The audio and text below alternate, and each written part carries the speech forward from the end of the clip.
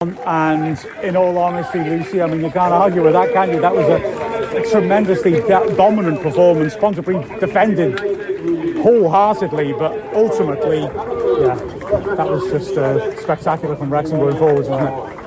Yeah, absolutely. And if it's going to be critical, I just think the scoreline could have been more. I think we need to be a bit more clinical in front of goal. But it's tough, you know, if you're Ponty under that much pressure for 90 minutes, you can't sustain that. You know, they didn't really have an outlet other than long ball until they changed their system. They retained possession a little bit more. Even that change, you know, we coped really well and really good team performance. And what we asked for pre-match was for them to bounce back after the TNS game.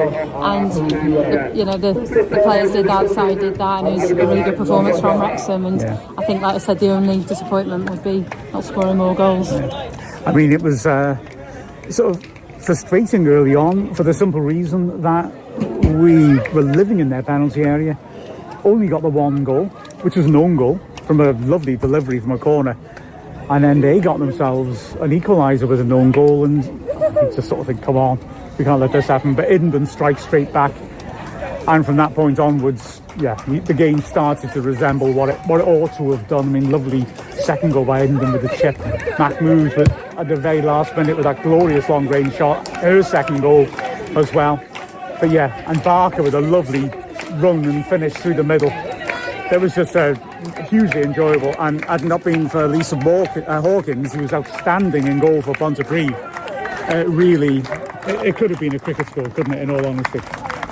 Yeah, absolutely, and I think Wrexham will be disappointed with the goal they conceded. That little bit of miscommunication at the back, and I think what's pleasing is they bounced straight back, got the goal within seconds really to go 2-1 up, and it's also nice to see a spread amongst the goal scorers rather than, as we talked, you know, not long ago about Rosie, not relying on one player to score. We've got a lot of quality in here and going forwards, and I think especially after the Barry game, the TNS game, tightening up at the back was really, I think for me, they'll be disappointed, like I said, to concede a goal and not get a clean sheet. But I think, to be honest, we've talked about this in other games. I think most of our goals conceded this season have been our mistakes, but we have been, you know, creating a lot going forwards, and like I said, really good result.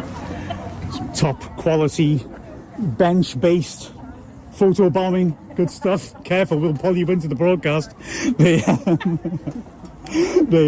yeah, it's great to see. The goals we're conceding, like you say, are not good goals. I no way that anybody would disagree with that. Having said that, in a way, I'd rather that than there's a pattern which shows a weakness in the way that we set up.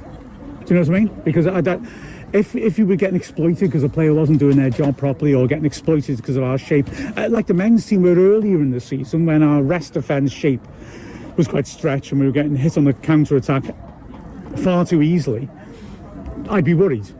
But instead, individual mistakes have happened.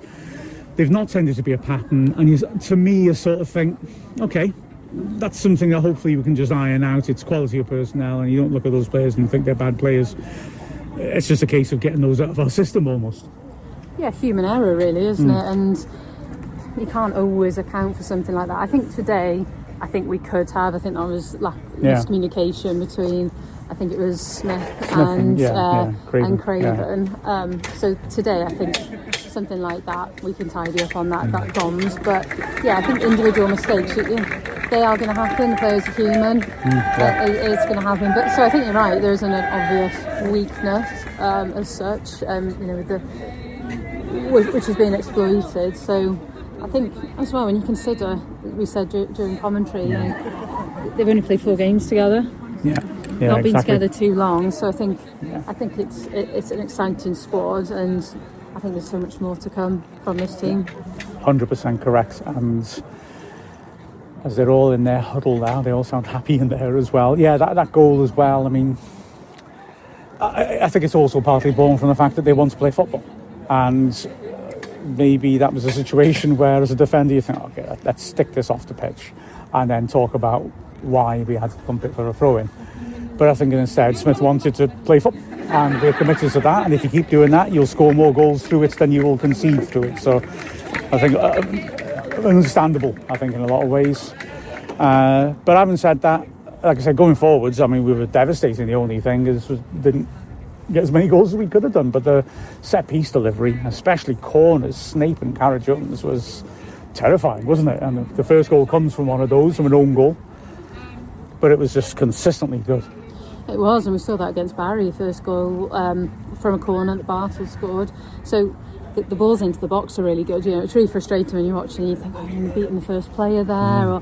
So the balls are really good into the box, and you know, they'll be working on set pieces as well, won't they? Different. We saw, you know, mixing up some short corners as well, some to the edge of the box. So I think I give you Jenny Sugarman. You're really pleased with today, especially after the result last week and bouncing back. And you know, it's a long season, and like we've said before, it's good to have a competitive league as well. And you know, there were moments today for Ponty as well, where, especially in the first half, those two balls over the top that put us under pressure.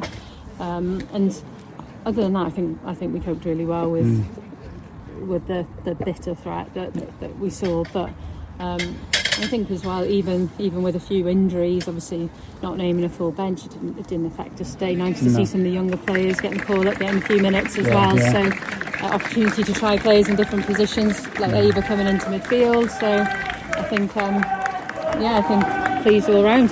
Absolutely, yeah. Leah Burke made her league debut, having previously played in the cup semi-final against, ironically, Pontypridd. And also Neve Adams got another run off the bench after what she did against TNS. And yeah, it was great to see those players get the experience. It was great to see Wrexham close them down, and also great to see one final performance by the man himself, the analyst, the brains behind the team. I reckon so. I think so. Most definitely. Yeah, absolutely. Take the praise, my friend. Small part of a big operation. You've been absolutely. You've been a magnificent part of the operation, gotta tell you. Can I just say as well, though, getting up that ladder in boots, that's quite a skill in itself. That he does whatever a spider can. Who'd have thought that I was scared of heights before I'd got this job? Excellent. Oh, fair play. Yeah. Yes, his last game today, sadly, because he's done such a wonderful job as an analyst for the team. I've been lucky enough to share the gantry with him on a number of occasions, and I hear it firsthand just how important he is, and just how diligent he is too. He knows his stuff, and when he's wherever he goes next, if he goes to another club at some point, they're going to be very lucky to have him. Brilliant victory for Wrexham then, a 6-1 win, which was, I think, the least that we deserved.